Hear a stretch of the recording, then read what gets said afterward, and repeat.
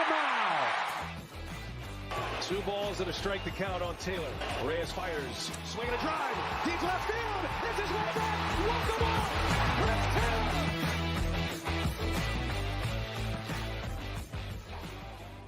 What's up, everybody? Welcome into DodgerHeads live trade deadline version of this show. My name is Jeff Spiegel, joined today by Daniel Stark. And Daniel, 15 minutes ago, we didn't know if we'd have anything to talk about, but some breaking news from Jeff Passan and a bunch of other folks. The Dodgers had a deal in place for Eduardo Rodriguez, one of the top starting pitchers available at the deadline, and he chose not to waive his no-trade clause, rejecting the trade. David Vassay just tweeted, from what I've been told by players that know him, his preference is to only pitch on the East Coast, and be close to family. You would have hoped that Andrew Friedman and company would have known that before putting their eggs in this basket. There is still an hour left, but give me the immediate reaction to a player rejecting a trade to the Dodgers so that he can stay as a part of the Detroit Tigers organization.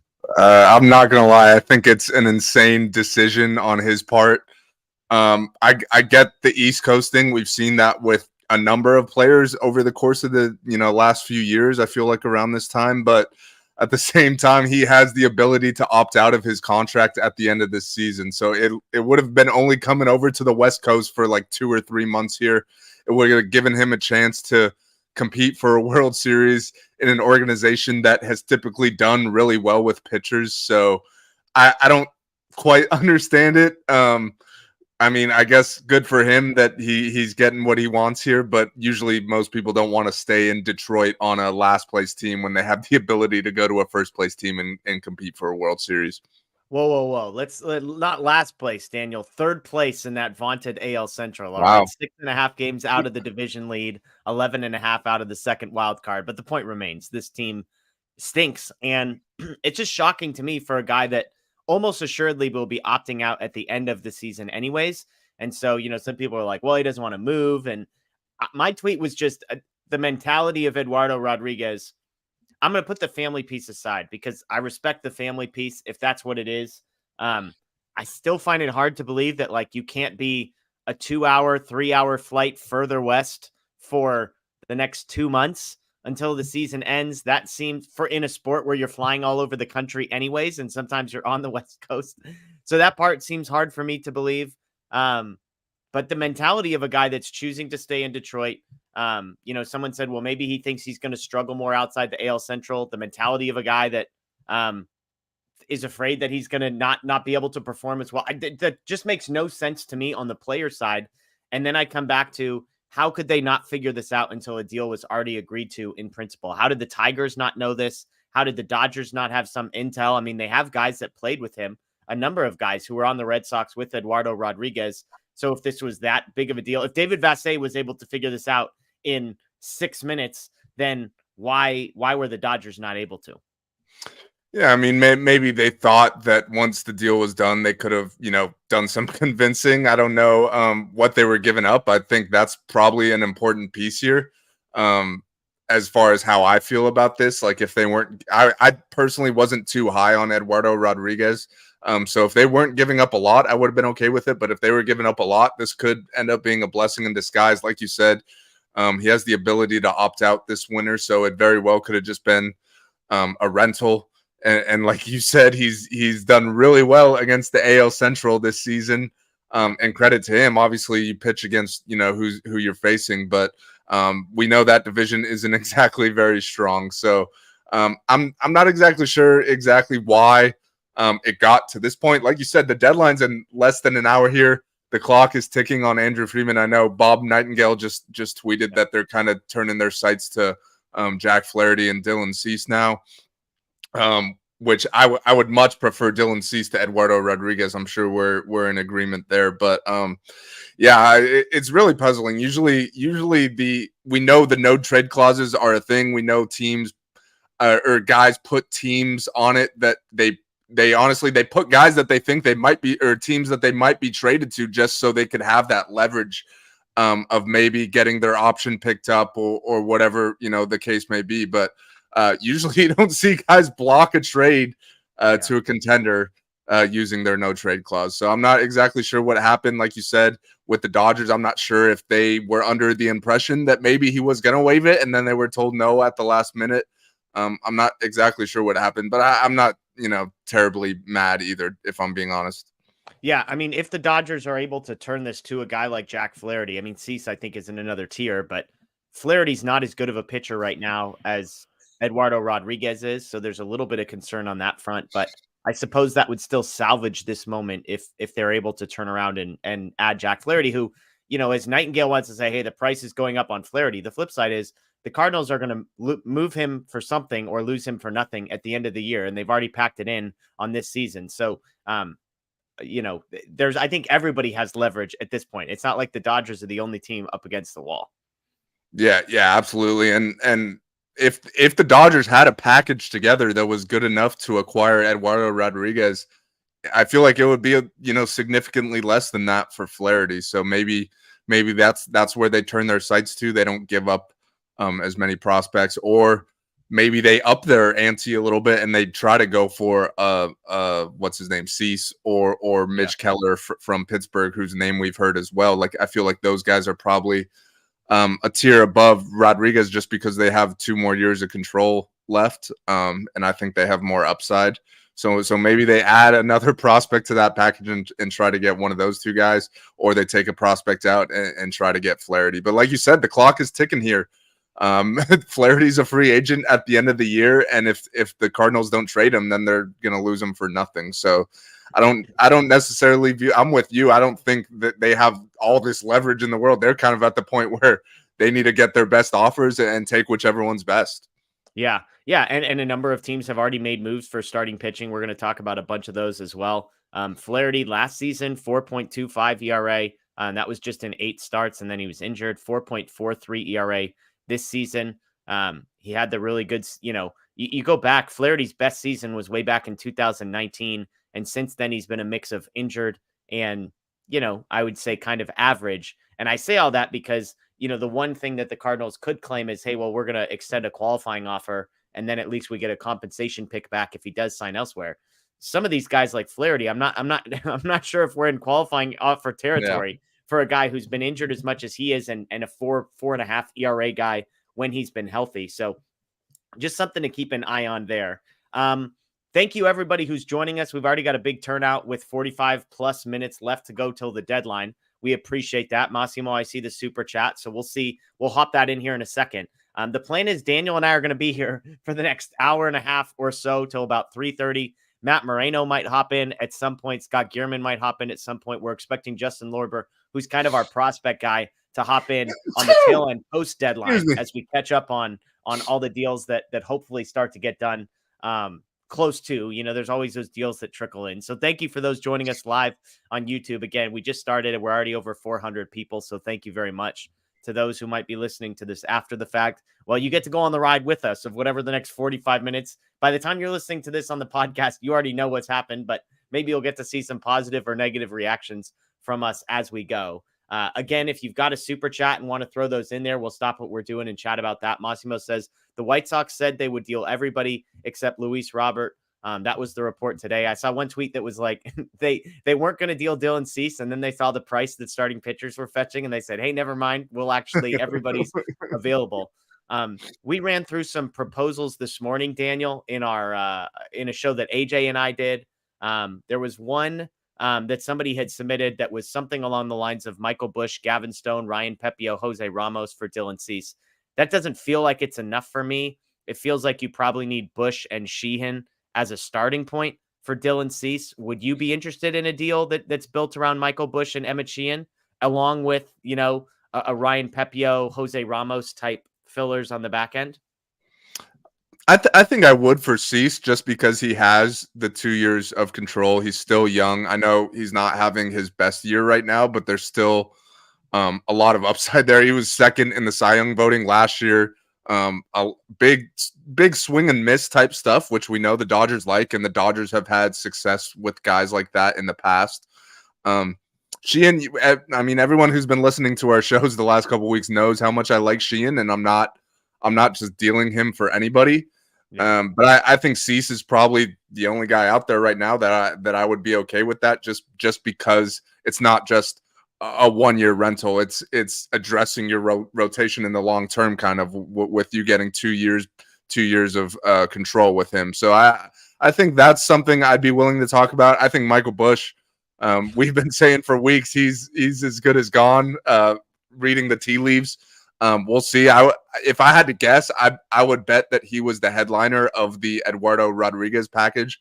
I don't know if we'll ever find out what that package looked like, but I would guess if there's a big deal to be made, he'll probably be involved in that, just because we've seen that the Dodgers, don't want to give him a chance. So I think I'd be willing to talk about that. Who'd you say, Pepio as well? I think that's probably as far as I'll go. Like, I'm not adding a whole lot past, those three. Those are three solid prospects right there. And who knows? The White Sox have a couple relievers that maybe they could add to the package as well. We've seen the Dodgers pick up Joe Kelly, but I don't think either of us would be opposed to going and grabbing one more reliever before the deadline here. Yeah, well, live from the press box at Dodger Stadium, we got Matthew Moreno joining us. And Matt, perfect timing for our next super chat. It's a little conspiracy theory-esque, and I like this one.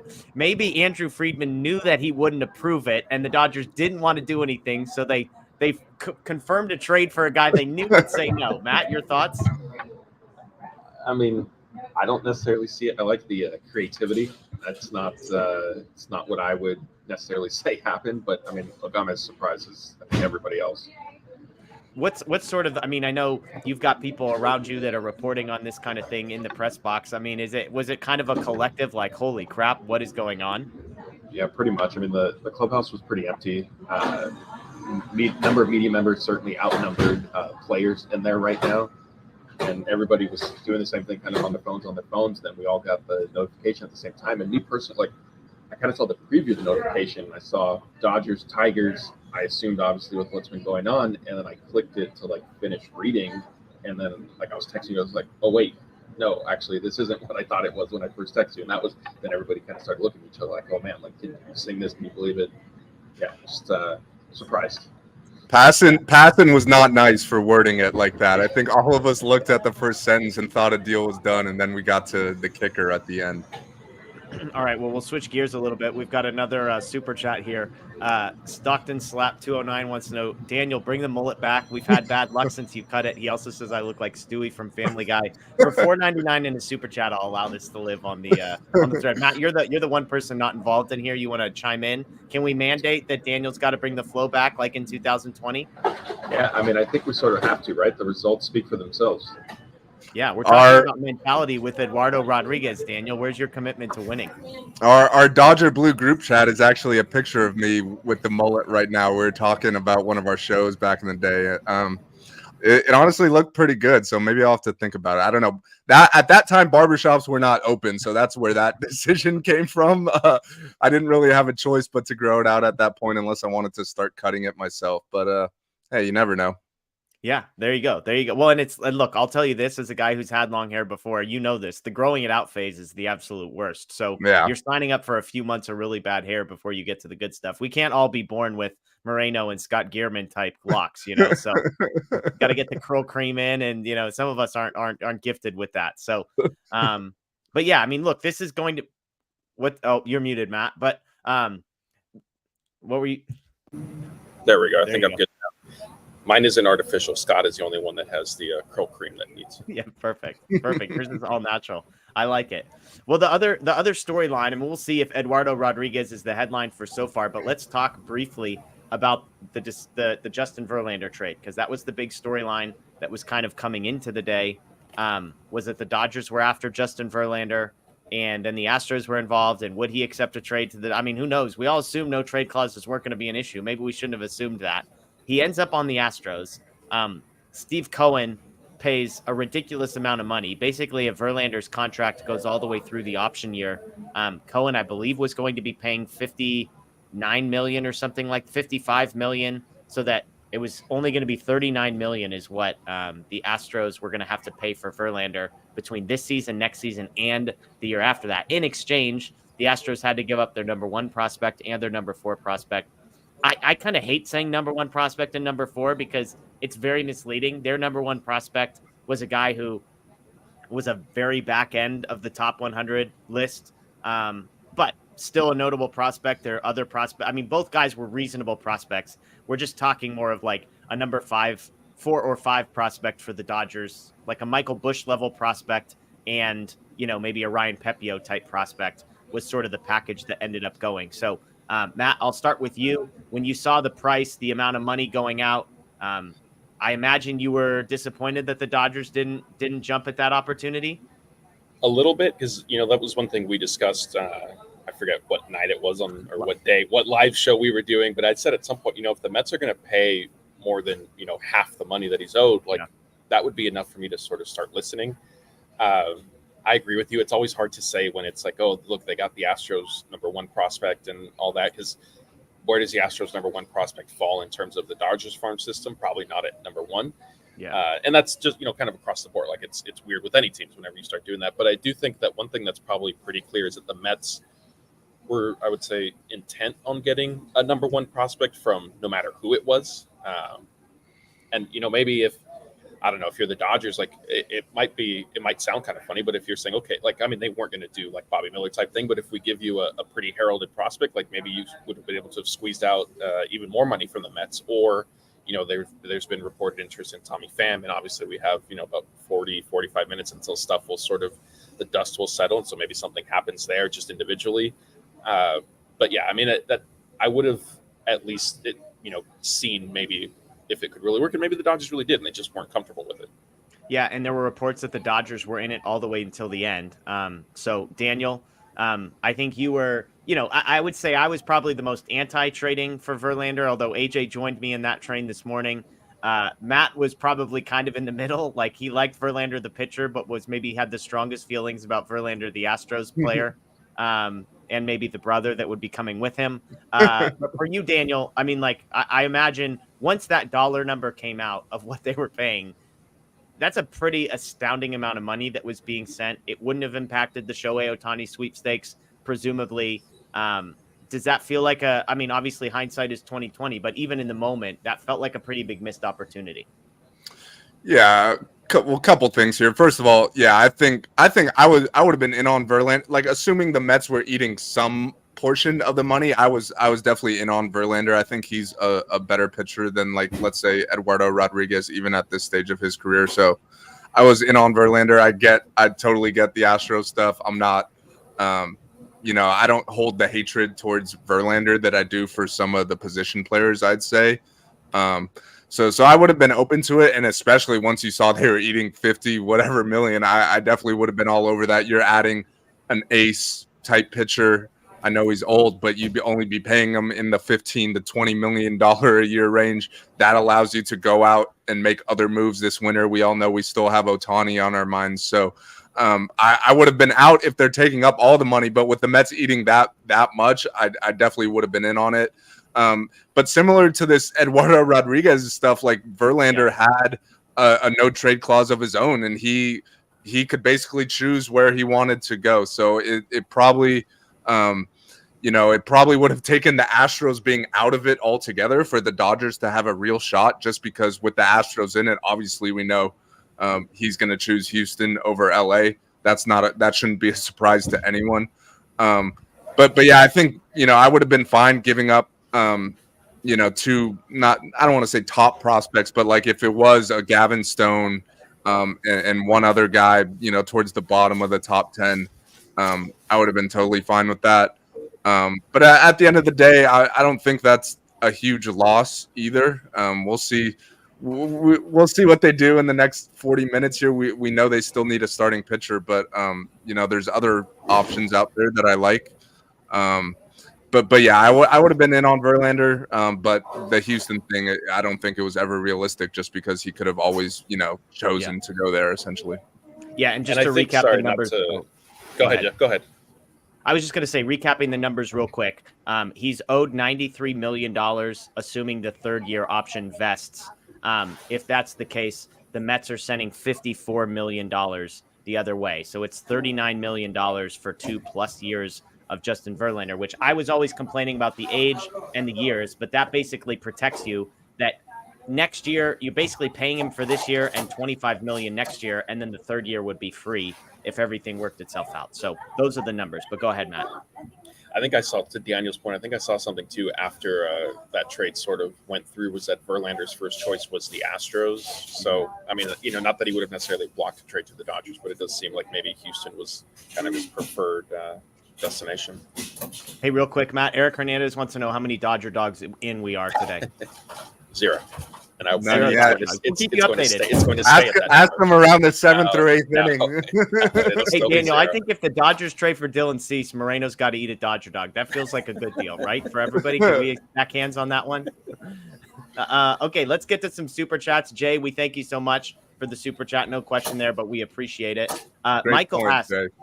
Tony Gonsolin, Emmett Sheehan, Landon Knack, and Gus Varland for Dylan Cease.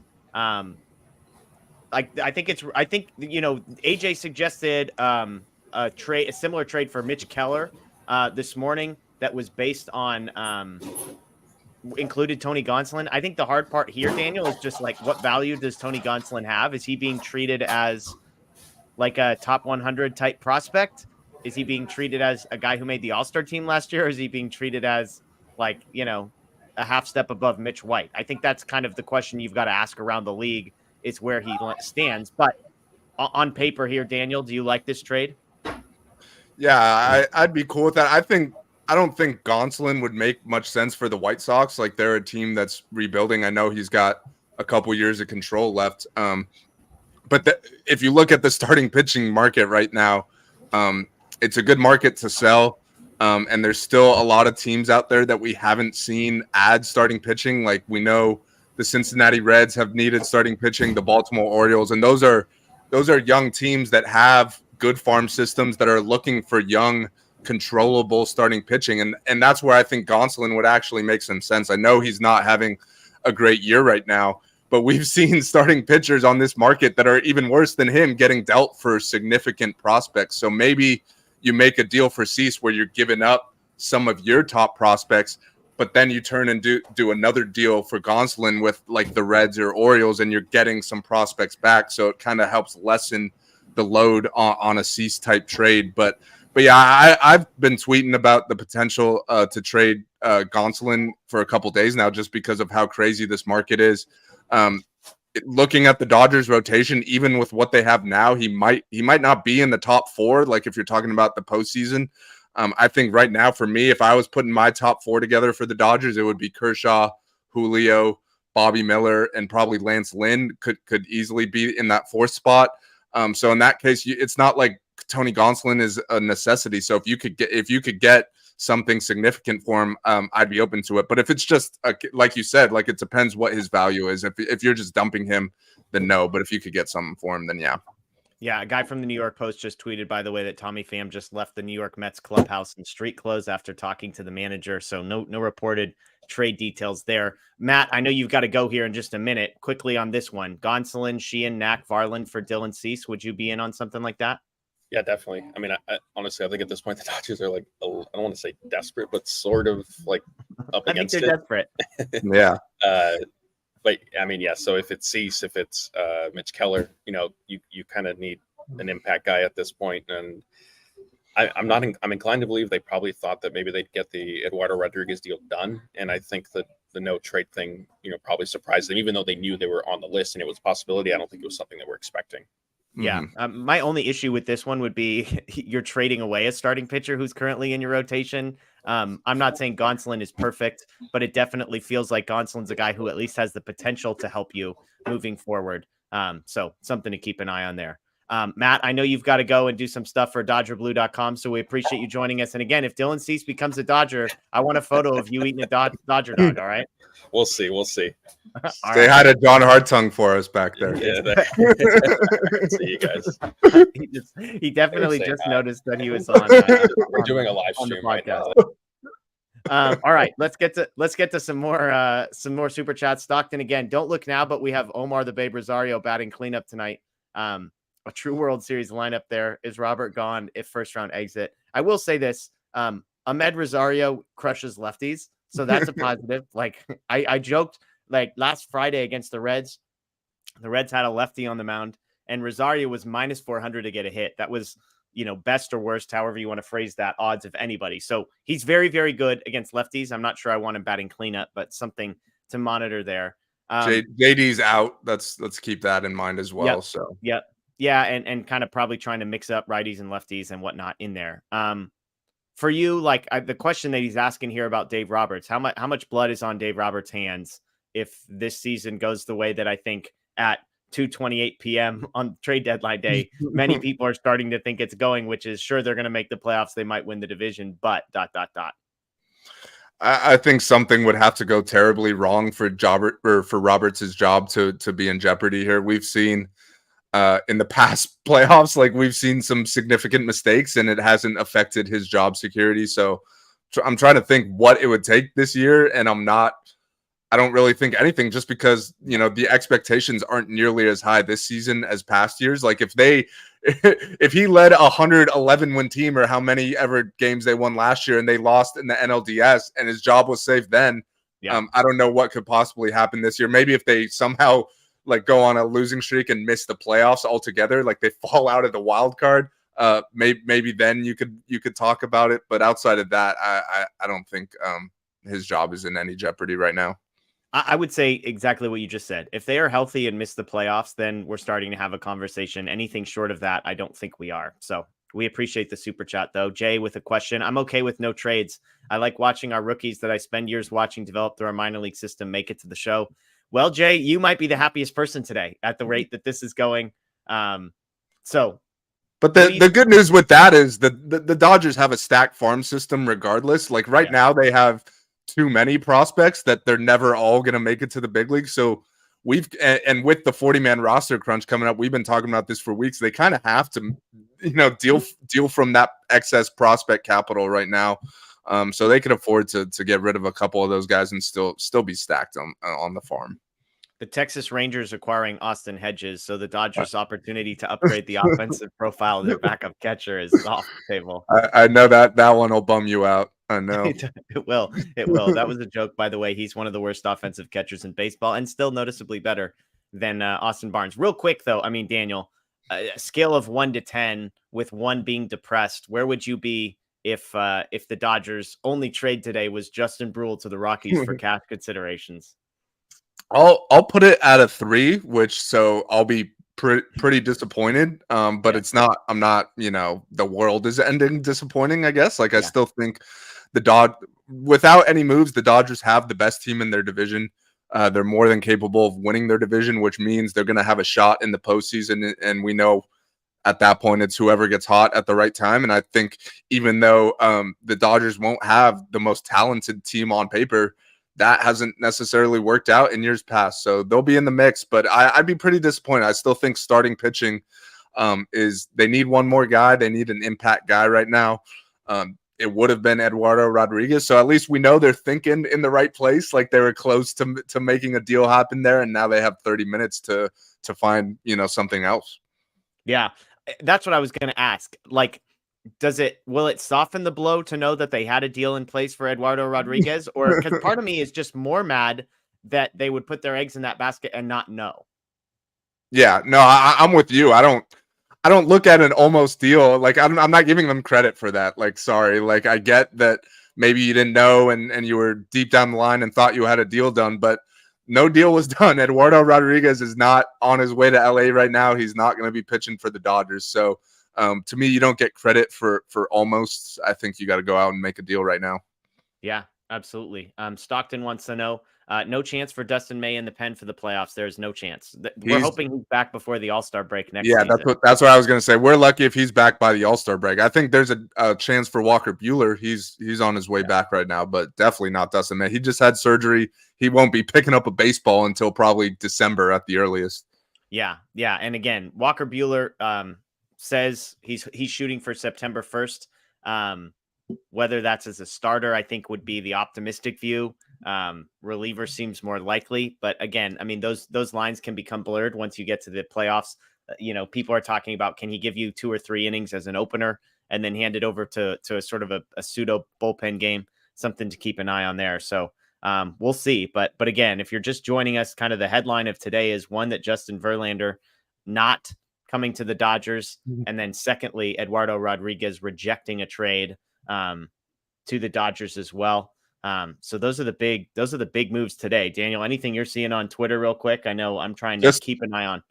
Yeah, I'm trying to keep an eye too, but just an update on the Hedges thing. All Pittsburgh got back was international bonus pool money, so that's got to bum you out a little bit.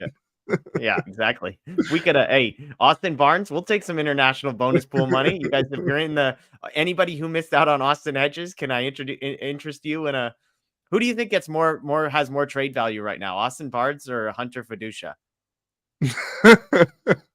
I don't think Barnes has any trade value, so I mean, Fiducia, I know he's having a good year, but was he any sort of like prospect before that, or is he just kind of a journeyman, for a AAA type guy? I think so. Yeah, he's only 26, so he's got that going for him. I mean, I don't know a whole lot about him, to be perfectly honest. I guess he's been in the Dodgers system. 12th round pick in 2018, Hunter Fiducia was. So, I'm gonna say neither. Considering Hedges just went for international signing money, I don't think either has any value.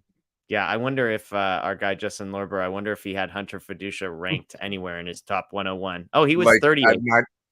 Third. Then maybe he does have some value. Yeah, and I mean, obviously, he has improved his stock dramatically since then. So I would imagine we can ask him later, but he's 11 spots behind Landon Knack on the Dodgers prospect ranking thing, and that was coming into the season. So there we go. I'm curious for folks. I asked Daniel this question: if 1 is totally depressed and 10 is over the moon, where would you be if the Dodgers make no more trades moving forward? Because again, I need to clarify, they have made a trade. Justin Brule sent to the Colorado Rockies for cash consideration. So Andrew Friedman has not been inactive today, everybody. He's been making huge moves there. But if 1 is depressed and 10 is over the moon, give me some numbers here. We got a 1 from Ryan's Fried. We got 2 from Mike M. We got another 2. Michael, I like this, -10. So I don't want to know. Maybe there's a hotline that we can help call there. Oh, man. Number 5, we got 3, we got 4, 2. So people pretty bummed. And, it is interesting again, like the fact that they both had a trade in place seems like a positive. Hey, they understand the situation. There's a 7. So he's one of the more excited people here. He's content with where he's at. But they had a trade in place, which tells you, hey, they're not sitting on their hands here.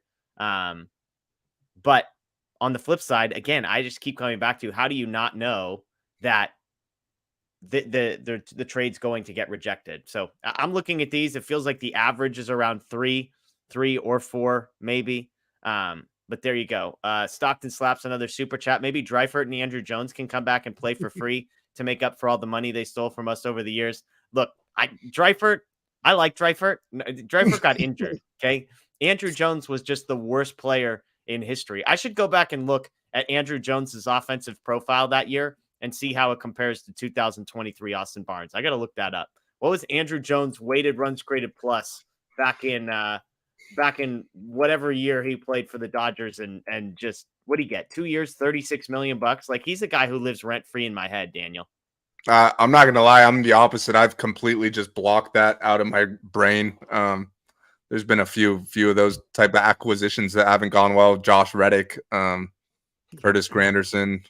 There's been a 38, few. 38 weighted runs created plus. Yikes. So for context, Austin Barnes is like -9. So there you go. But yeah, I don't know. I mean, Dreifert might be able to give us a couple innings.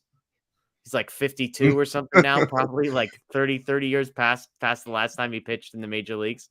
Maybe if you give him like a couple months to cycle some roids real quick, get that velo back up. Get the velo back. One of the other stories today, Daniel, that was an interesting one is our friend Rich Hill, a.k.a. Dick Mountain, heading to the Padres, sharing a clubhouse with Manny Machado and Juan Soto and Fernando Tatis Jr. I feel like I hate to see Rich Hill playing for the Padres, but I guess the clubhouse dynamics there might be fun. Yeah, I think I saw now. This is now his 13th team that he's been on, so he's one away from tying Edwin Jackson for the major league record. But I can't exactly say I know what the Padres are doing here. They're still like 6 out of a wild card and like 9 out of the division. But hey, they're going for it, I guess. Rich Hill and G-Man Choi, right? So they got a position player and a pitcher. They gave up like a top 15 prospect for that, I believe. So hey, good for them, I guess. I'm not too worried about the old Padres at the moment. 8.5 back in the division right now. You got to love. Imagine if the Padres acquire more starting pitchers today, Daniel, than the Dodgers do. I feel like that will go over well. Yeah, I mean, they I guess they're still in it and they're playing better, but I still don't think they're in a position to be adding. So if they want to give away more prospects, we know their farm system is already pretty empty. So if they want to give away more prospects for a 43-year-old Rich Hill, more power to him. Yeah. But yeah, it would suck if it would be totally Preller to just swoop in and like trade for Dylan Cease right now, knowing like the Dodgers are going for him, or just to screw with the Dodgers. That wouldn't surprise me. Okay, so real quick, and we'll get to some questions here. So if you want to start throwing some questions in the chat, all caps questions, we'll circle through some of those. There's 3 kind of pitchers whose names have at least been mentioned. It's Keller, it's Cease, and who am I missing? Jack Flaherty. Jack Flaherty. Obviously the costs included. Flaherty, a guy who is going to be a free agent at the end of the year, so the least expensive of the 3. Keller and Cease both have 2 more years of team control after this one. How would you rank those 3 in terms of, again, assuming you're paying 150 cents on the dollar for all 3?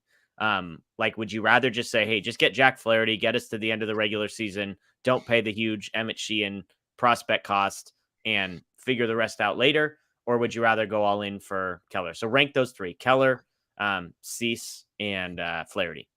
I'd have Cease first on that list. I think he'd be worth a slight overpay for to get 2 extra years of control. I think he has the most upside of the bunch. I'd have probably Flaherty second, just because the cost would be pretty low. Like you said, he's a rental. I know he's not great, but he was great 3-4 years ago, and we know that those are the type of dudes that the Dodgers like to acquire. If you've been good at one point or another in your career, they think they could fix you.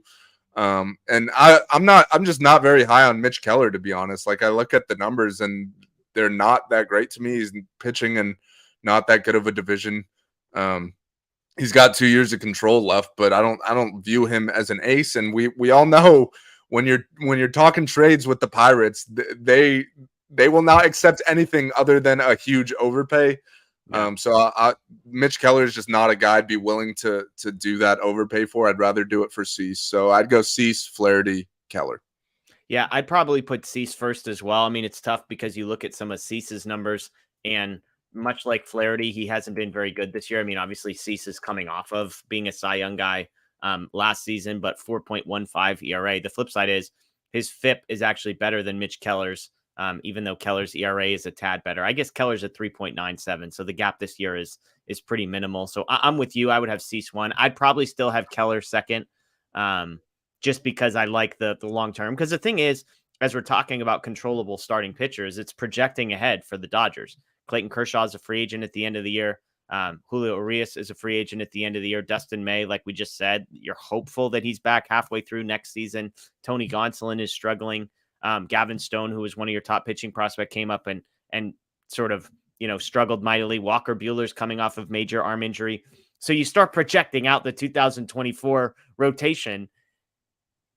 I don't think it's crazy to say there's not really anybody you feel great about. I mean, Bobby Miller's probably the guy you're most confident in. If you want to say Buehler with a full offseason coming off of major arm surgery, I guess, but you definitely don't have 5 guys you feel good about, because even the Emmett Sheehan types, Ryan Pepio, if you want to project Michael Grove, figuring some stuff out, like even those guys are not sort of projecting out.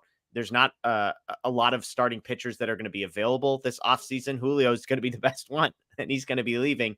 Eduardo Rodriguez, who apparently doesn't want to come to the West Coast anyway, so you're good on that front. So that's part of the reason that if you could go get Cease, if you could go get Keller, I mean, heck, go get both of them, because you're going to need starting pitchers. Now, the cost is more expensive on August 1st than it will be this offseason, but that's just an interesting piece. Some people in the chat also mentioning Lorenzen was another name that had been mentioned in conversations with the Dodgers. He gets sent to the Phillies, and the cost on that one didn't seem that crazy to me. Obviously, I don't know all the Phillies prospects, but that was a name that I was just at least intrigued by. But he ended up going a different direction. So, yeah, we'll see. Let's get to some of these questions. Here we go. Robert asks, why can't we deal Cartaya for Cease? Do the White Sox have a catcher situation too? I don't think anybody said that Cartaya can't get dealt to the White Sox. I wouldn't deal Cartaya for a rental, has been kind of my stance, but I would absolutely be open. I mean, I'd probably rather trade Cartaya than like a guy like Emmett Sheehan, as crazy as that sounds. Because you're going to get maybe more value from Cartaya. You'd be selling low, which isn't ideal, but you've got Dalton Rushing. He would be the untouchable to me. So I'd be open to dealing Cartaya as a centerpiece for either Cease or Keller. I assume you're in the same boat, Daniel. Yeah, I agree. But the White Sox did get a catcher from the Angels in the Giolito deal. That was kind of the top prospect they got there. But yeah, I mean, if they're interested in Cartaya, I'd be all over that. Yeah. Let's see. Tim wants to know, could Freeman be less aggressive on starters because the org is more optimistic about Buehler returning than they've let on to the public?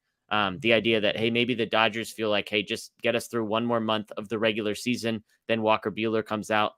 I find this really hard to believe that they're putting that much stock in a guy beating the odds and beating the timeline on a major injury personally. But do you think there's anything to that? I don't know if there's necessarily a scenario where Buehler comes back and is built up fully as a starter where he's given you 5-6 innings or whatever. You mentioned the opener possibility. I think that could definitely be possible where he's starting a game and pitching the first, basically the first time through the lineup. So like 2 or 3 innings. And then you turn it over to maybe one of your other starters like a Tony Gonsolin or something, or you just go full on bullpen game from there. So I think that could be a possibility, but I don't really envision him having enough time to come back and get built up to be a full-time starter and be, in mid-season form, which is kind of what you have to be in the playoffs. Like you're not really experimenting in the playoffs, like hoping for the best. You want to throw your best guys out there. Yeah. No, I agree with you. 15 minutes left till the deadline. Still no news from the Dodgers. Doesn't necessarily trickle out. It could be something that just pops up. Noah wants to know, will the Dodgers come to a contract extension with Julio Urias? I mean, obviously he's going to hit free agency. If you had to guess, Daniel, do you think Julio is back next season? I mean, I guess we got to see how he finishes out the year. Cause as of now, I don't think he's going to have a huge market in free agency necessarily. Like definitely when you're talking about coming into the year compared to now, he's lost a significant amount of money, which could be gained back if he has a good last 2 months and a good postseason. Like I think that's all people would look at. But if things kind of continue the way they are now, and he's just kind of a 4.5 ERA guy the rest of the year, then maybe you start talking about the qualifying offer because he's going to get. They're going to offer that to him, and who knows? Maybe if he's not happy with where his market's at, that's something that he accepts. And then goes back into the market a year later, hoping that he has a better year next year. He wouldn't have the qualifying offer attached to him if he accepts it. So, if things continue the same way, then I think that's a legit possibility. But I also don't know if that's necessarily a good thing. Yeah, you'd be happy to get him back for so cheap, but you're getting back a guy who's not that good and is coming off, his worst season, which means he was bad. He's bad down the stretch of this year, which I think right now that's not something we want. So, I think it's still a process that's going to play itself out in the next couple months here. But, I'd say the odds have increased compared to before the year where I thought it was a foregone conclusion that he was gone. Yeah. I missed this a few minutes ago from Joel Sherman. The expectation is that the Cardinals will still trade Jack Flaherty, perhaps in conjunction with an outfielder such as Dylan Carlson or Tyler O'Neill.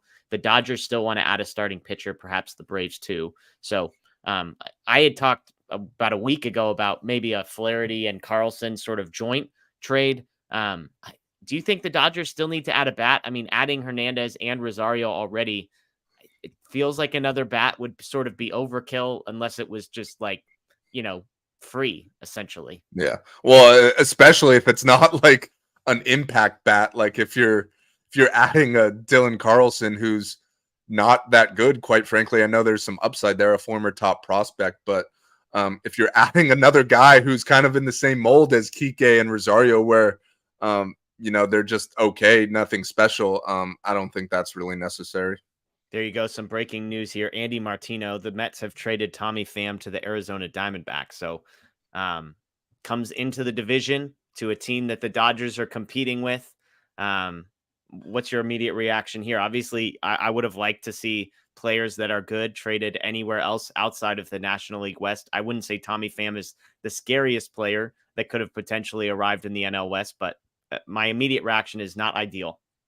Yeah, I think I'm in agreement. I think you'd rather him go somewhere else, but I don't think that's necessarily a game-changing move. I don't really think anything differently about the Diamondbacks that I thought, 10 minutes ago. Here's a Joel Sherman tweet, though. There are still executives who believe the White Sox could trade Dylan Cease. Many teams have collateral to get him, but perhaps the Orioles are best positioned. So Dylan Cease is still a chance, I guess. Okay, so there's again, look, Ken Rosenthal now. Dodgers talking to the Red Sox about your guy Paxton. I'd Still like outside that. chance for Erod, who would need to reverse decision on no trade. Source tells The Athletic. Both considered long shots. All right, so that doesn't get me too excited. A report and then ends with it's considered a long shot. If Rodriguez gives us the content of rejecting the trade 15 minutes before we come live and then accepts the trade right before the deadline, Daniel, I'm going to be honest, I'm in on Eduardo Rodriguez. We might be buying a jersey for Eduardo Rodriguez for giving us an hour worth of content. Maybe he took a few minutes and scrolled Twitter and saw everyone laughing at the thought of him wanting to stay in Detroit over going to LA and rethinks his decision. Mark Feinsand, there is growing buzz that the White Sox may trade Dylan Cease in the next 10 minutes. Dodgers and Orioles seen as favorites. So there you go. Now we're getting it's starting to heat up a bit over here, Daniel. The stove is getting hot. Unfortunately, the Orioles aren't necessarily a team you want to get in a bidding war with just because they also have a very good farm system. And Cease is a guy who's got a couple years of control. So in theory, he fits a young team like the Orioles. But at this point, if that's your only option and you got to overpay a little bit, I think we're both in the camp of, just get it done. Well, and I guess if you believe in the Dodgers, Ken Rosenthal, Orioles are getting Jack Flaherty. So okay. So maybe that takes them out on Cease now. Wow. Which, I mean, Flaherty's off the market for the Dodgers, but I think we just ranked them. We both had Cease well ahead of Flaherty. So, yeah. Wow. Things heating up quickly. So you go from Dylan Cease, Dodgers and Orioles favorites to Orioles dropping out of, maybe not dropping out of the race, but trading for Flaherty. I was just going to say, if you believe in the Dodgers tax and believe that because they have such a great farm system, it makes it harder for them to do deals. I suppose the Orioles are a good team to be matched up against because they might have a better farm system depending on, who is considered prospects. So, yeah, here we go. Things starting to heat up. Passan confirms Baltimore finalizing a deal for Jack Flaherty. So in the last 2 minutes, we've got Dodgers connected to Red Sox about James Paxton, which it's not gonna move the needle a whole lot. We're gonna be honest here. I'm not gonna lie. I like Paxton. He's having a good year. He's an expiring deal. I mean, yeah, he's got a 3.34 ERA in 70 innings. I mean, with a 107 WHIP, 80 strikeouts in 70 innings. I think Paxton's really good. So, I mean, you can make a case that he's, would you say, ahead of Jack Flaherty, on par with Jack Flaherty? I think I'd have him ahead of Jack Flaherty. I think the cost would be kind of similar just because they're both expiring deals. They're both two guys who have their own injury histories. But I think Paxton is pitching way better right now, and I think that's sometimes that gets lost in all these deadline talks. Is how does the guy look right now? Like, not what's his upside, what has he been in the past? Like, what is he right now? And Paxton's been pitching really well. Yeah. It'll be interesting again. So just in the last couple minutes, the Dodgers have been connected to Paxton. There's reports from Ken Rosenthal that there's still an outside chance that Eduardo Rodriguez waives the no trade clause and accepts a trade. The Dodgers and Orioles both connected to Dylan Cease, seen as favorites, although the Orioles then immediately went and traded for Jack Flaherty as the timeline is coming out. So, oh man, this isn't related to any of that, but I'm just seeing from Joel Sherman that the prospect the Mets got for Tommy Pham is a 17-year-old. So looks like the Mets are going through a little long-term rebuild here. Well, and hey, as an aside, that's great for the Shohei Ohtani sweepstakes. Yeah, well, Did you see what Rosenthal posted maybe an hour ago with the comments from Max Scherzer? I don't know if you saw that. They told him, "Hey, we're building for 2025." Yeah. Yeah. So that, I mean, yeah, like you said, that would be huge for the Ohtani sweepstakes if the Mets, who are the richest team in baseball, are not, in the mix. Here we go.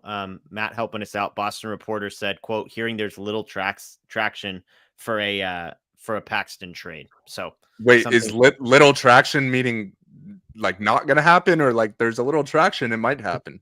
That's a great question. We need to get clarification there. I assume that's Matt. So Matt, if you can help us out with that, that's a great question. But something there's lots of irons in the fire here. We got 7 minutes. Not going to happen because of high prices. There's the clarification. Gotcha. But yeah. So I mean, it feels like the eggs are in the Dylan Cease basket at this point. Like, or maybe you could get Eduardo Rodriguez to change his mind at the last second, because that could happen at the last second just because the package was already agreed to. So it's not like there's negotiating that needs to happen there. It's just up to Rodriguez. Yeah. Something to keep an eye on there. Well, we've got a special guest hopping in the chat, which may be perfect time. Justin, if you join the video here and then we immediately trade for Dylan Cease, I think you're going to deserve lots of credit. I know you're still getting set up there, so just let us know if and when you're ready. I will take all of it. Okay. I'll accept everything. I mean, you're our prospect guy. Like, well, let me ask you this. Are you like a believer in Dylan Cease? Cy Young candidate last year, has struggled mightily this year, but you would buy the dip a little bit on Cease and believe that you're getting a guy who's a number 2 type starter? Yeah, the stuff is a little bit down. I know the velocity is a little bit down from last year. So I'm not necessarily he will be the guy that he was last year when he was, I think, a top 3 AL Cy Young finalist. But I think he's better than he has been this year. I would need to look and double check, but I think he's been better recently in that last month or two. Yeah, and I forget I think it might have been Daniel Brim of Dodgers Digest who said something today about, the reason to acquire a controllable starter, even if you have to overpay, is no matter what happens with Shohei or with Kershaw, you still have holes in next year's rotation. So whether it's Mitch Keller or Dylan Cease, I know there's only a few minutes, but one of those guys would be helpful because you're probably going to have more than one spot to fill in next year's rotation. Yeah. Looking at his recent stuff, he struggled in his last start. He's basically been, since the beginning of June on, he had a stretch of like 5 or 6 really good starts. Then he got roughed up a bit, 2 good starts, and then got roughed up a little bit. So June was his best month. He had like a 2-something ERA in the month of June. But again, you kind of hope that in a Dodgers system, you get the best out of these types of players. And to your point, like we were talking about that earlier, like Bobby Miller or coming off of major arm surgery, Walker Buehler are probably the 2 best arms that will be in the Dodgers rotation next year that we know of right now. I'm curious for you, Justin, on the prospect side, in a trade for a guy like Cease. I know you've kind of hinted at times, maybe not hinted, openly said that you've got a new number 1 prospect atop the Dodgers organizational rankings. Bobby Miller, not a prospect anymore. We know Bobby Miller's off limits. In a Dylan Cease trade, is there anybody that would be off limits? Obviously, we're not including 2 of maybe the group of Sheehan, Cartaya, and Rushing. But are any of those guys off limits in a trade for Cease? I don't think any of them is off limits on their own. I think a trade for Cease is going to be multiple players. So, it depends how the package would come together. There are guys I would prefer not to give up, Dalton Rushing chiefly among them.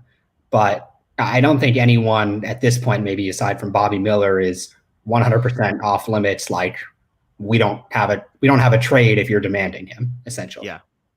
Passan reporting that the Yankees are acquiring Kenyon Middleton from the White Sox. So if there is a Dylan Cease trade, there probably won't be another reliever, which is probably fine. If the Dodgers wanted Middleton, they probably would have already had Middleton. So I imagine that doesn't really change the trajectory here. If anything, I mean, maybe, I don't know, the optimist in me says, hey, maybe they know they're about to deal Cease, so they're kind of unloading all the spare parts. knowing that nobody's going to be holding out for Cease and Middleton or something like that.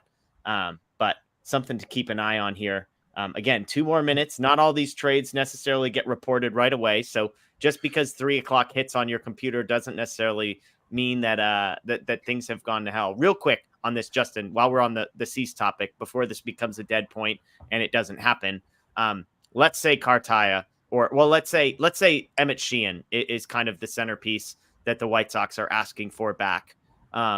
What kind of other prospects do you think would be packaged in a deal like that? I imagine Michael Busch, if he's got any value, would be another type. I mean, are we talking like Sheehan, Michael Busch, Ryan Pepio, like that kind of package? Does that feel as the bulk of a package? Does that feel too light? Does that feel like an overpay? You say Sheehan, Busch, and Pepio. I think that those are the types of people, the types of players that they would ask for. Just thinking about who they've acquired from, the other deals, Edgar Cuero and Kai Busch are both at AA. Nick Nastrini and Jordan Leisure from the Dodgers are both at AA. Corey Lee, who they got from Graveman for the Astros, I think is double or AAA. So, they've kept guys like Eloy Jimenez and Luis Robert. So it seems like they're going to at least try to contend next year. Obviously, trading Cease would potentially change the calculus on that. I wouldn't be surprised to see any of those guys. Now, one thing I will add is they did add 2 fairly highly regarded catchers in these deals. I mentioned Edgar Cuero, who was the headliner of the Giolito trade, and then the guy they got for Graveman, Corey Lee from the Astros, former first-round pick. So they did get 2 catchers. The future there is a little murky behind Yasmani Grandal as a free agent this year. I don't know if they would want an additional catcher. You can't really have too many catching prospects. Just catching prospects are valuable. But I'm not sure if that's necessarily who they would ask for, like a Rushing or a Cartaya. I don't know if this is good news or bad news, but Bob Nightingale just tweeted Dylan Cease is not being traded. That's Nightingale. That means he's a Dodger, I guess, right? Yeah, exactly. So the trade deadline is officially hit. Plenty of trades will start trickling in over the next 30 minutes. That's what Nightingale said. So we'll see. The Flaherty trade has been finalized. So, I mean, I guess if Nightingale is right here, Daniel, then we're crossing our fingers and hoping that at the last minute they convinced Eduardo Rodriguez to change his mind. Yeah. I mean, if there's no James Paxton, deal, then that's pretty much the last option there. So it might be Eduardo Rodriguez or nothing. Yeah.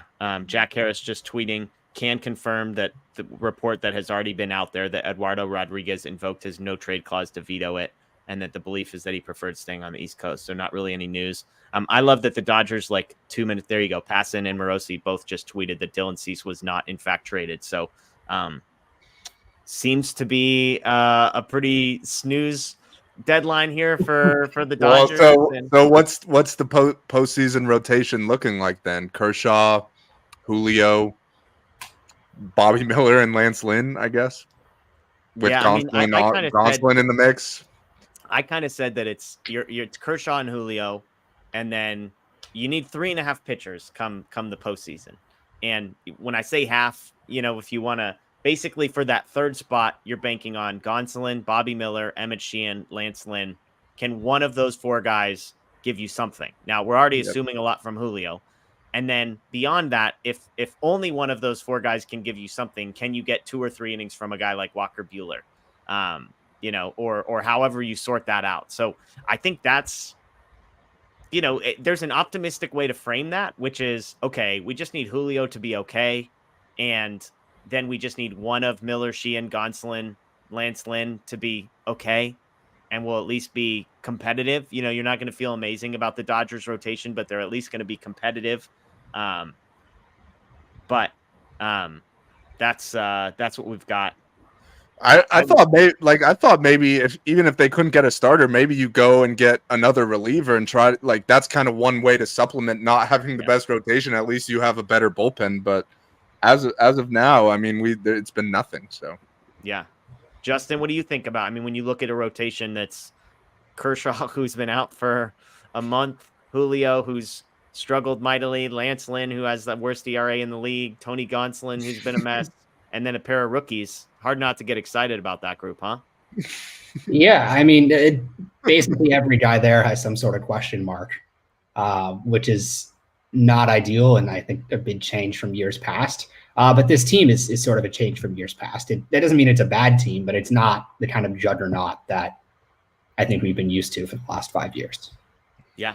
Yeah, I guess people in the chat asking about Ryan Pepio, that's another name you could toss into the mix as the guy who was supposed to be the number 5 starter in spring. Well, I guess number 6, and then Gonsolin was hurt, so number 5, and has been out. He's been getting roughed up in the minors. Justin, have you heard anything? I mean, the numbers aren't pretty from Pepio. He's had a few starts. He's up to like 3 or 4 innings, I think. Do you have any sense of where he's at? Not specifically. I wouldn't put a whole lot of I wouldn't put a whole lot into rehab starts in the PCL, Okay. especially for a guy who is working back. He's been out for like 4 months now. Yeah. He could maybe be a guy in the bullpen mix, just because I feel like that's something we've been talking about for a couple years ago with his changeup. Maybe that plays up in a bullpen role, but I don't think he's someone you can necessarily count on, considering we haven't seen him throw a pitch in the big leagues this year. Yeah. The White Sox say they plan to contend next year. That's why Dylan Cease was not traded, for anybody wondering. Good luck with that. Yeah, maybe. Hey, 79 wins might get you the AL Central in the future. It's hard to know. Michael, we appreciate the super chat. Fraudman. I mean, Justin, I love Andrew Friedman. I think all three of us respect Andrew Friedman and the work that he's done for a long time.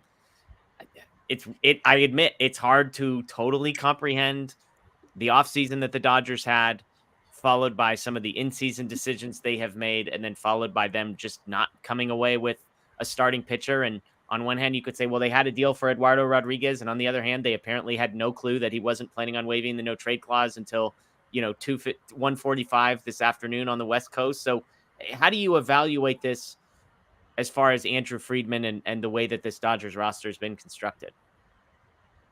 Like I said before, it's not a bad team. It's a team that is probably going to win the division. I think they're in the 2nd seed right now for the NL, but I need to double check. So they might even get a bye. It's not the kind of juggernaut that this team has been, and that is kind of by design.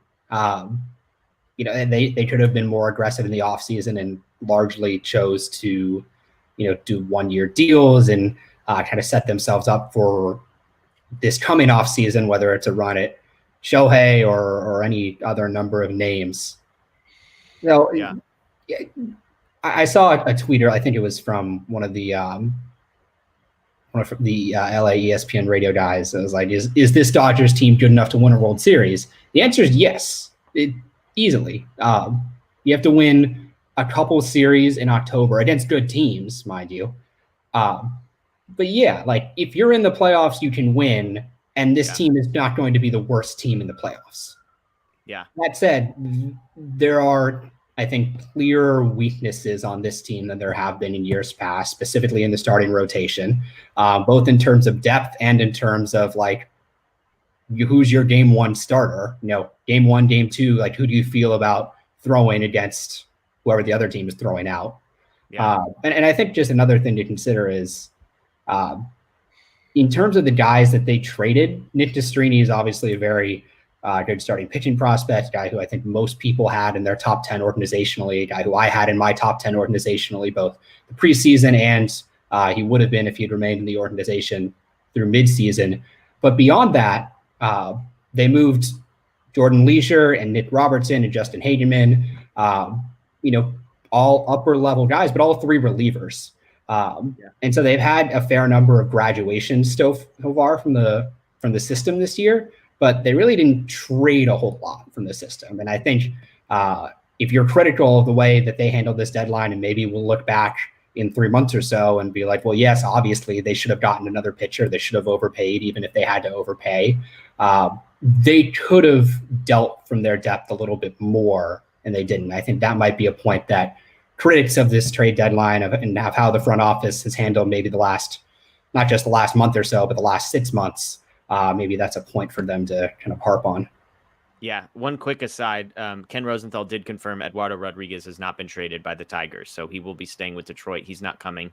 So there was no last second move there. Still no updates on if the Dodgers snuck in a smaller trade. Presumably it would be a smaller trade if it hasn't come out since then.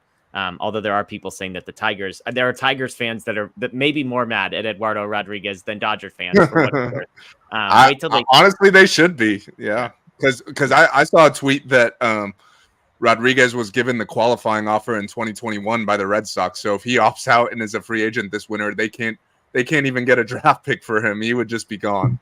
Yeah, it's crazy. It's crazy.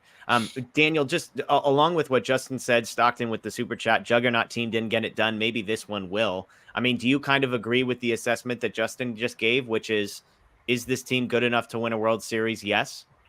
I think I've always been in the camp of whoever's hottest at the right time is going to win the World Series. And like Justin said, I definitely think there's been Dodgers teams in the past that have had far less holes than this team does, and some of those teams didn't get it done. So I don't think you could really say who's going to win it all.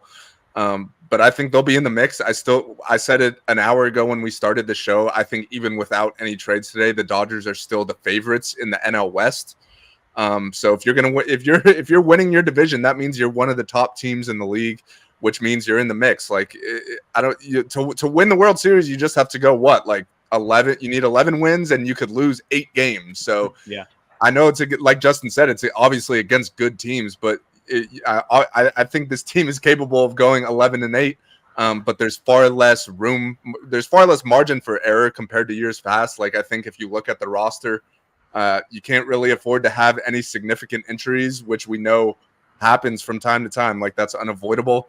And if you look at the starting rotation, especially like let's say Clayton Kershaw, comes back and gets injured again, knock on wood. But then your rotation is in a horrible spot. So I don't think they're far from the favorites to win the World Series, but I think they'll be one of the teams that are in the mix. And if you get hot at the right time, and your bats carry you or your bullpen carries you or whatever, I think they'll have a chance.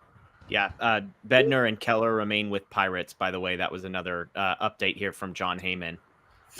Robert Murray, Phil Bickford, and Adam Kolarek have been traded to the New York Mets. Mets are going for it. Do they have anybody left to trade over there? I don't think so. And I mean, I definitely don't think Bickford and Kolarek have value. I think that's more just kind of dumping them. Yeah, maybe Drew Gilbert and Ryan Clifford for exactly. Hey, Justin, as we're waiting for some of this, you mentioned something that I did want to follow up on. Give me your thoughts on the Dodgers trading Nick Nastrini.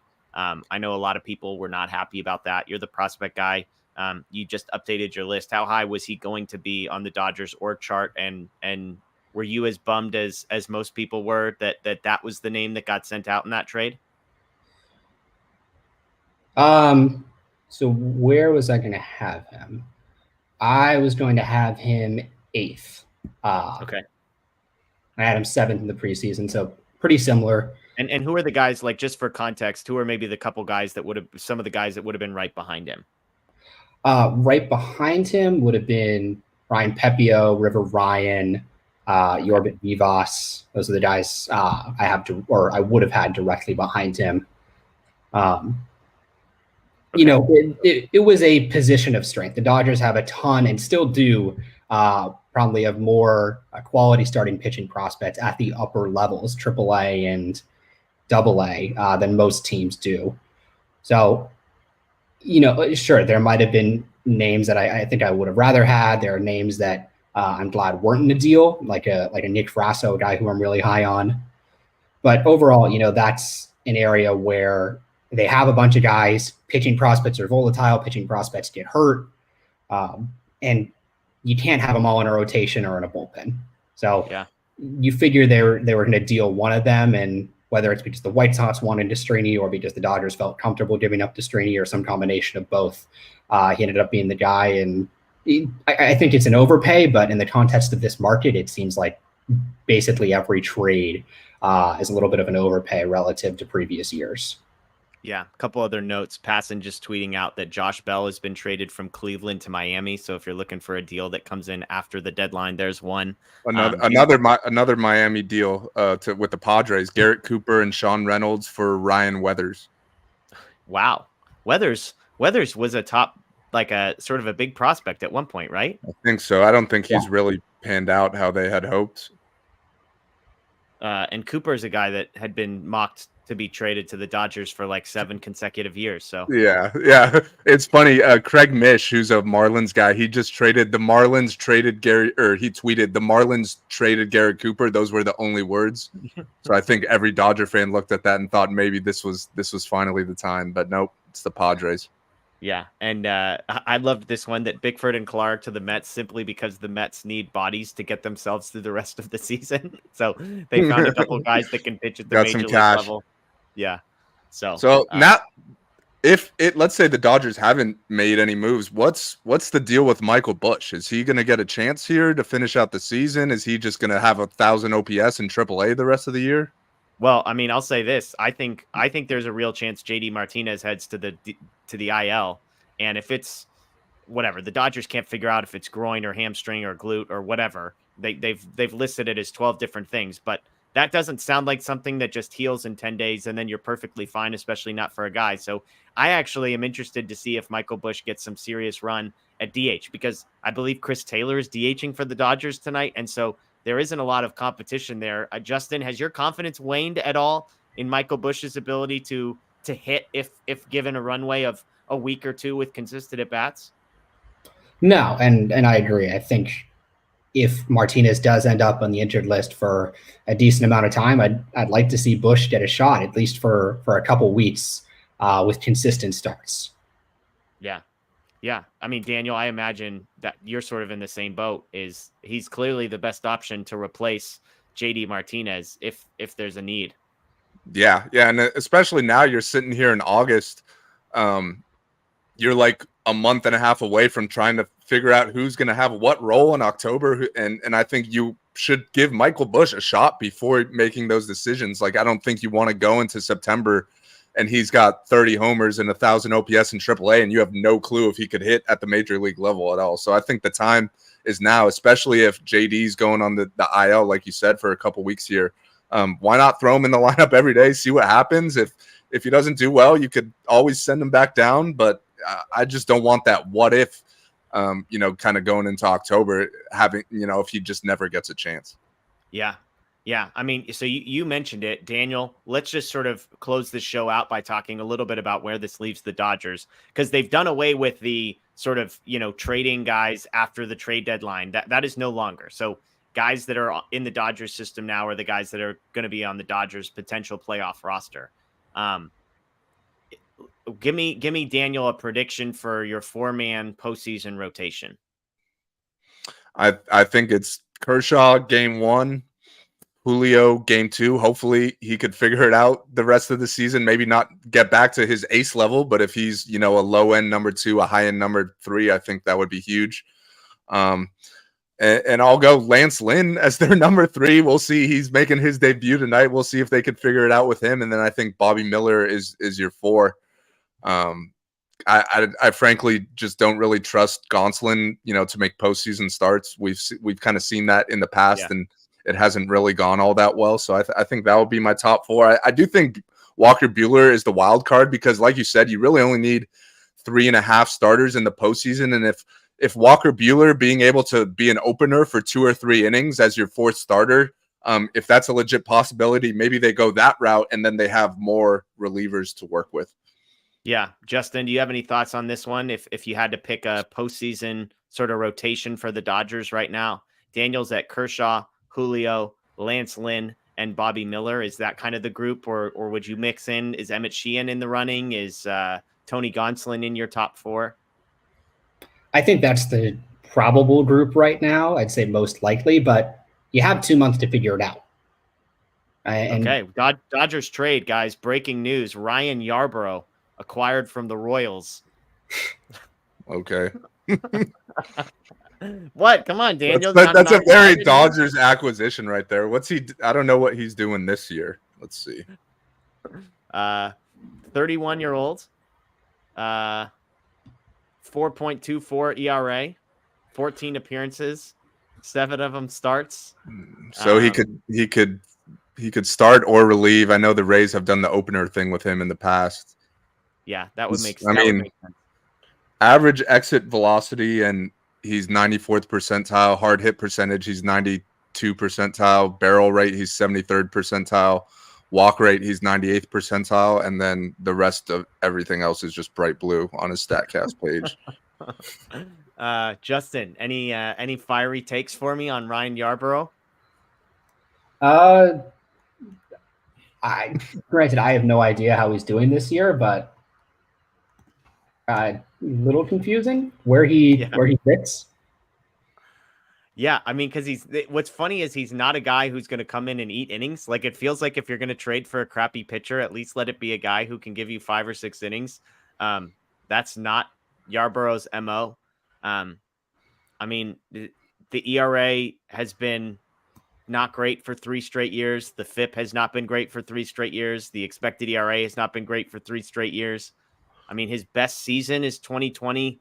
3.56 ERA and a FIP and expected ERA under 4. But I mean, his strikeouts per 9 this inning is 5.12. So, oh man, yeah, we'll see what they gave up. I guess. Hopefully, it's not anyone of significance. Yeah, Juan Toribio was the first person to have that one. So there you go. But we'll see. We'll see how that one shakes out. But sorry, I know I cut you off a little bit, Justin. So I missed. You've got Kershaw, you've got Julio. Who did you have on the back end of a postseason rotation other than Ryan Yarbrough now slotting into that number 3 starter spot? Yeah, I think for now it's probably Miller and Lynn seems like the likeliest option, but we'll see if Tony Gonsolin can turn it around in the next 2 months. If Emmett Sheehan takes a step forward, if he remains in the majors. Ryan Pepio comes back and it looks really good. That they have a little bit of time to figure it out. And, I think there aren't necessarily locks right now. Maybe except for Bobby Miller. Yeah. And just, Kershaw, depending on health. Okay. Well, Justin, we appreciate you joining us. Guys, check out FutureDodgers.com. I know you've got a prospect update coming once the dust settles here. So check out Justin's stuff there. Justin, we appreciate you joining us as always. As Justin leaves, we have our Ryan Yarbrough expert joining the chat perfectly. Oh man! So Blake, is this Blake Williams victory lap time? Is that what's happening here? He said they shouldn't make any deals at the deadline, and is he here to laugh at us because they didn't? They did make a deal. Come on until after. Whoa, you said they should not dedicate serious resources, and I'm guessing they did not dedicate serious resources to Ryan Yarbrough. I'm hoping at least. I don't know. They dedicated a serious resource for Lance Lynn. So okay, so one guy is fine. One guy is fine. Blake, Ryan Yarbrough, any hot takes for us?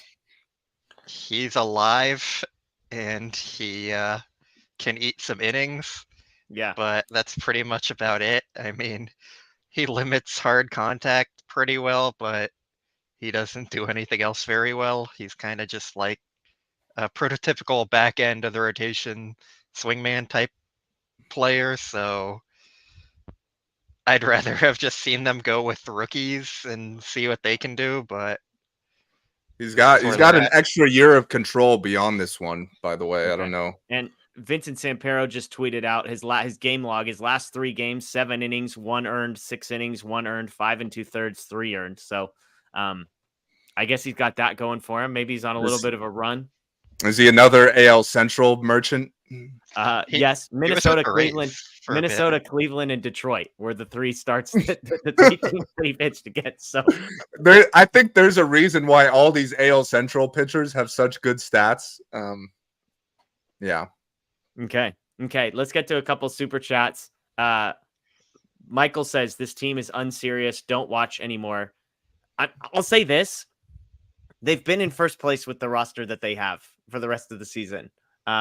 None of the teams in their division made dramatic improvements. The Diamondbacks added Tommy Pham. The Padres added Rich Hill. The Giants added AJ Pollock. I mean, none of the teams that are chasing them like have made moves that make me feel way better about them compared to the Dodgers. So I think that's my only sort of pushback here is that they've been in first place with this group. It's not like we were trying, they were needing to make a move to climb out of fourth place or something like that.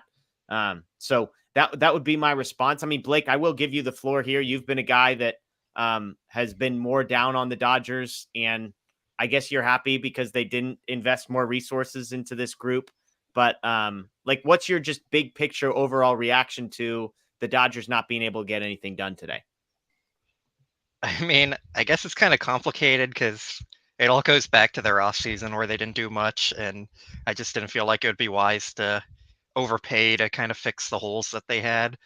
So like, I'm not upset that they didn't make a big splash to fill the hole and give up a bunch of top prospects, but also like they didn't really trade for anyone good either. So like at that point, like, what are you even doing? I Yeah. kind of feel like they just haven't had a set plan for the entire year. It seems like they were hoping to get below the luxury tax, and then the Bauer news kind of caught them off guard, and it just kind of changed all their plans. So I don't know. They're in a weird spot right now, and they had to do something. And like, are Lance Lynn and Ryan Yarbrough and Joe Kelly like guys we're gonna count on? And that's what it seems like. So like, what are they even doing this season? Like, you're throwing away a year of Mookie and Freddie Freeman's contracts and primes for this. So it's just Yeah. It's hard to put into words like how I'm feeling about them. It's just not what I would have done, I guess, to put it simply. Feinstein reporting the Padres acquire closer Scott Barlow. So if you thought that the Dodgers got the best pitcher the Royals had to offer, you'd be wrong because their closer just got traded to the Padres. So half joking there, but Barlow traded to the Padres after the news trickling in now. Yarborough's ERA is a full run better than Barlow's this season for what it's worth. So. Yeah. That's why I say half joking. Let's get to another super chat. Stockton Slaps. I know we missed your super chat a bit ago, so let me pop that in. You were asking about Dustin May as a closer when he returns. Again, we're talking about midway through next season. Just briefly on this one, Daniel, like, do you think Dustin May, I mean, I know that's not top of mind right now, but do you think that's kind of how this kind of plays out for Dustin May, or do you bring him back as a starter and cross your fingers and hope? I mean, he's had a couple significant injuries now, so I definitely think it's something you put some thought into. But I also don't think necessarily starting is the reason why he got injured, and I still think he's more than capable of being a quality starter. We've seen that from him, so I still think he's a starter. I don't think as great as his stuff is, like, he doesn't have the strikeout stuff necessarily to be like a top end bullpen guy. Maybe that'll change. We'll see him a year from now. We'll see where he's at, but I still think they view him as a starter. Especially, I mean, we'll see what the offseason looks like, who they're able to add to the rotation. But as we're just talking about in the last 30 minutes, it's not like they have a set rotation for the next 3 years or anything by any means. So I don't think you necessarily want to give up on Dustin as a starter just yet. Daniel, he also said it feels like our Rams and for next year that this year is a throwaway. I think we all disagree. Well, I should say Daniel and I disagree that the Dodgers are throwing away. I won't speak for Blake on how he feels about the 2023 Dodgers, but the Rams throwing away 2023, Daniel, or are we getting excited? I wouldn't say excited. I think they'll be better than most people are expecting them to be, which is one of the worst teams in the league, but also I don't see them in the Super Bowl by any means. So definitely a reset type year for them, but that's comparing apples to oranges just because the salary cap and such is so different in the NFL, which to Blake's point, like, the Dodgers could have easily went out and spent a ton of money this past offseason and it wouldn't have changed a whole lot as far as, the future goes. So I think that's the key difference there. The Dodgers kind of did this by choice. The Rams kind of had to make the moves they made. Yeah.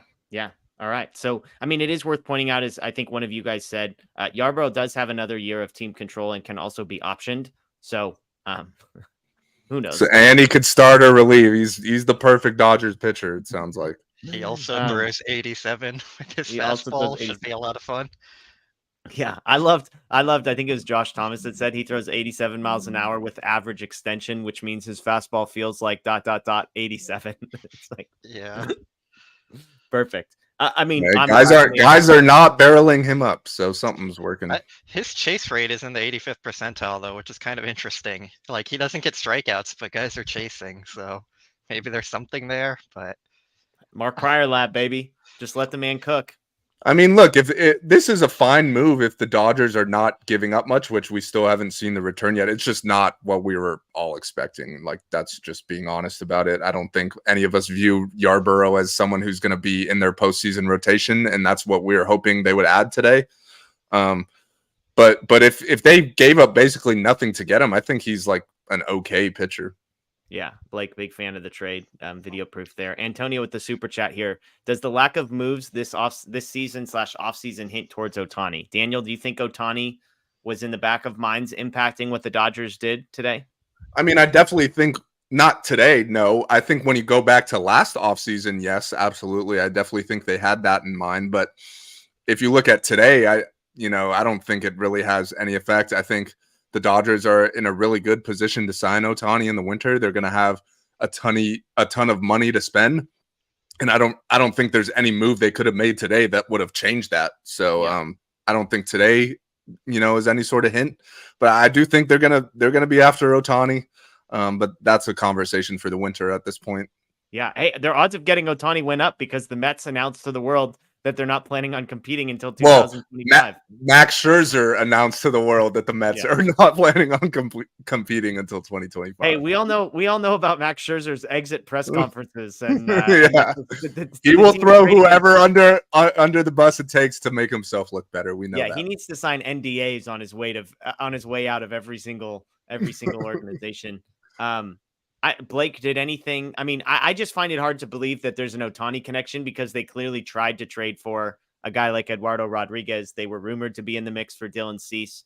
I think one of the things I remember talking to Fabian Ardaya about this last week is that the Dodgers were going to be told they were aggressive. Okay. They were rumored, they were linked by multiple reporters to be in on Cease, to be in on Paxton, to be in on all these people. Right.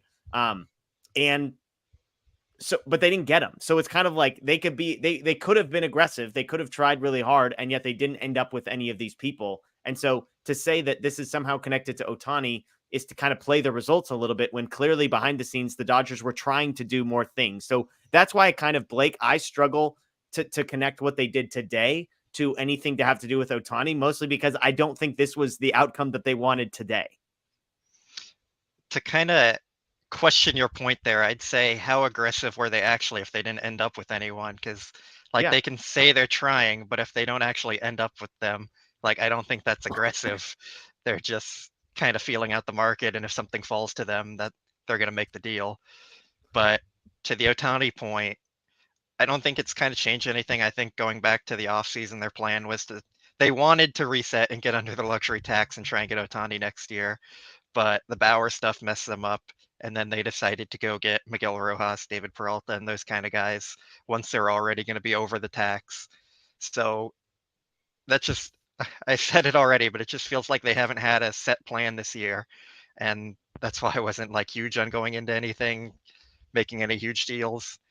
They were connected to Cease, of course, like you said, but he has team control for the future, and they need pitchers in the future too. So I don't think anything they've done have changed any of their ideas or plans on Ohtani or just anything else.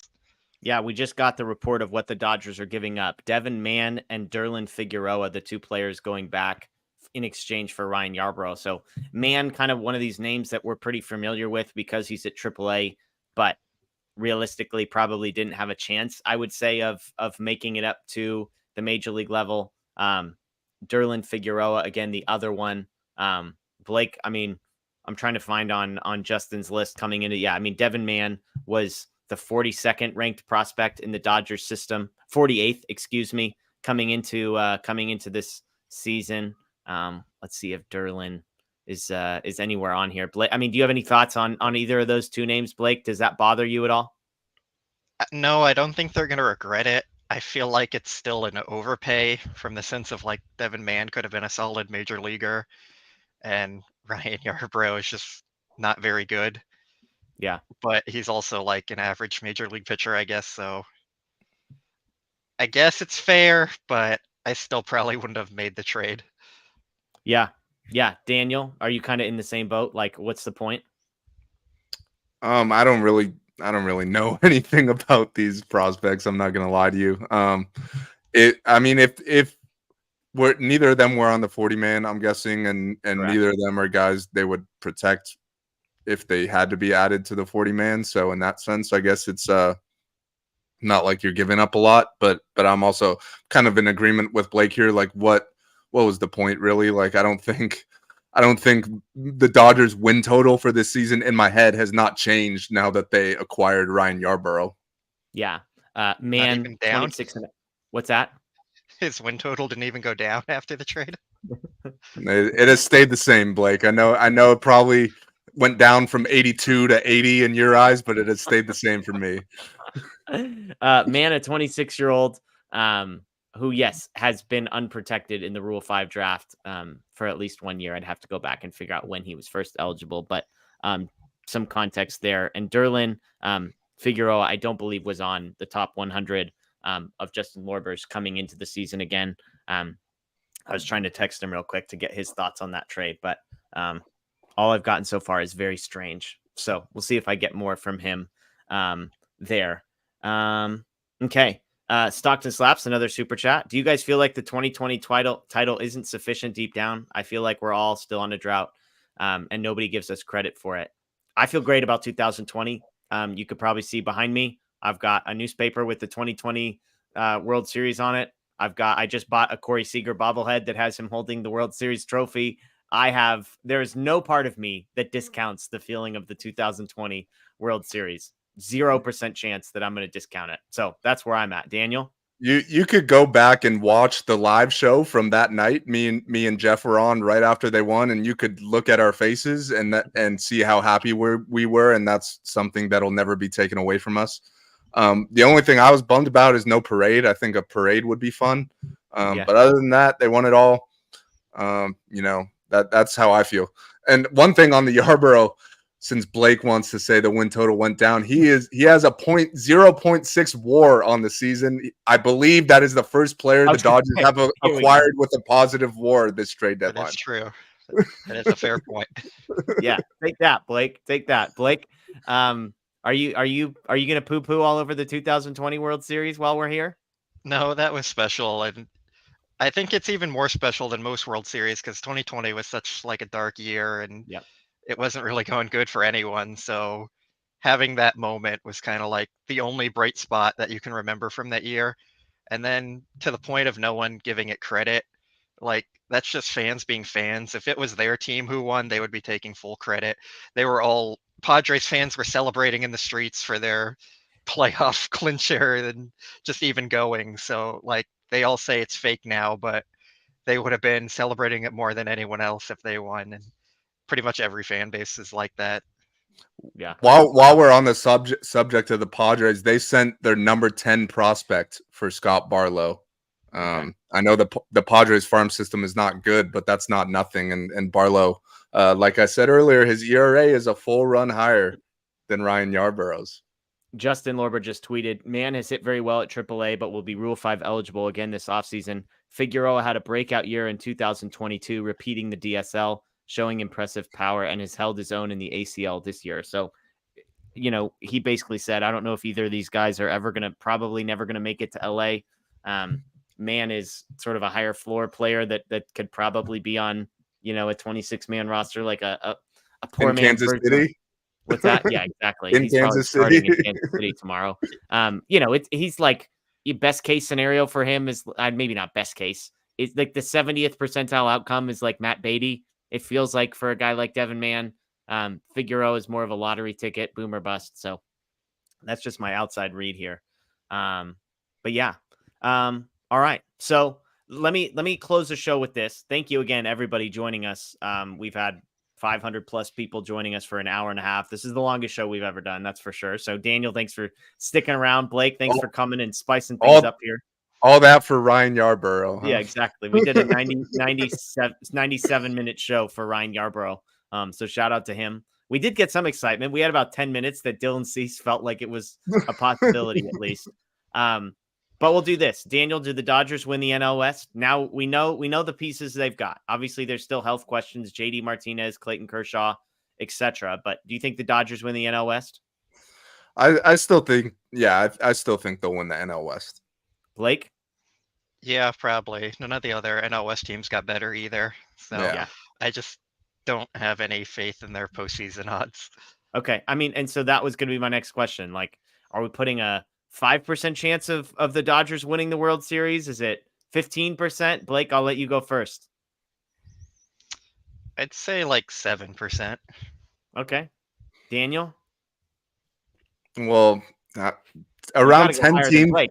Well, yeah, of course. I was trying to do some math in my head right there. I'll give them a 15% chance if that's like 8 teams make the playoffs, pretty much. A 1 in 8. They got a 1 in 8 chance. Yeah, there you go. I mean, look, the best teams in Major League Baseball typically have like a 30% chance of winning the World Series. So if you kind of just do the math from there, Blake, were you going to say something? Yeah, Fangraphs has them at 13% to win the World Series and 76% to win the division. There you go. There you go. Sounds about I mean, right. again, yeah, and Vegas probably still has odds that reflect that as well. Just real quick on the World Series, Blake, I'm curious. Do we know if those are updated, and B, how many teams are ahead of the Dodgers? I think it's updated as of yesterday, so we're not going to get the Yarbrough trade in there yet. Oh, come on. Well, at In the least That'll NL, affect those odds. in the NL, the Braves are higher at 24%, and the AL, no one's higher. so the second best World Series odds. Yeah, but I think that has a lot to do with the AL kind of being stacked and the NL only having like 2 teams they think have good odds. So So Blake, I just think to clarify, the Dodgers have the second best odds according to Fangraphs to win the World Series. I kind of got an indirect answer from you there. I just want to just check on they that. Was that a do, yes? but that's Yes. only if you believe the nerd stuff and not the eye test, though. Yeah. So well, you're not Moreno. Moreno can make that argument. You're not allowed. Daniel, go ahead. Last one. I think for me, if I'm ranking teams as far as who I would have as the favorites to win the World Series, I think I'd have the Braves first. I think I'd probably put the Astros second now that they got Verlander back. I still think they're the favorites in the AL. And then I got the Dodgers probably third, or the Rangers too. The Dodgers and Rangers third and fourth in whatever order. And then after that, you got the Orioles and the Rays and the Reds and those type of teams. But I still think the Dodgers are a top 5 team right now. Yeah. Okay. Last note here. Josh Thomas tweeted this out. Yarbrough versus the AL Central, 2.05 ERA, 3.35 FIP. Yarbrough versus everybody else, 6.57 ERA and a 5.30 FIP. That's every single AL Central pitcher right there. It's insane. There you go. So get fired up. That's Daniel Starkin. That's Blake Williams. My name is Jeff Spiegel. Thank you, everyone, for joining us. I'll be back actually on this channel in like 5 hours doing a post-game show after Lance Lynn throws a complete game shutout tonight against the A's. 12 Ks, no homers allowed. So stay tuned. I think Scott Gearman is joining me for that, but hopefully you can join us for that. You're getting overload Jeff Spiegel content tonight, but hopefully the Dodgers can go out and beat the A's, sort of cleanse the palate a little bit and get this thing back on the tracks. If you're a podcast person who has listened to this point, thank you very much. Please subscribe, rate, review. If you're not a podcast person or haven't checked it out yet, please find us on Spotify, Apple, or Google. Give us a subscription or a follow. We would greatly, greatly appreciate that.